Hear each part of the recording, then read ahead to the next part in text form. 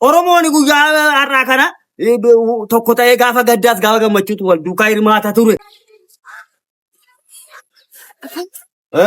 Guyyaa kana bare. Akka ajaa'ibaatti Midhaan meeqan itti bareedu. Asiin dhufne. Baala akkana dhoqqee irraan gangalchiin akkanatti qabi caabii isaa qabi. Ija keetii moo. Maal ta'uu kan keeti innaan jedhe. Eessa dhaquu? Maaliif akkas dhaabbattati hin qophoofne hin deemna. Eessa dhaqu?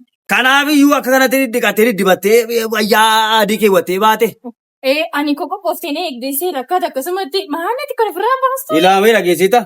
Wayyaa kootti natti hin bu'iniiti gaariidha niti jettee adii keessuudha. Ayyaana irreeffachuunis baheessa garuu dhageessita. Haadha guyyaarraa akka kee kan natti tolee jiru.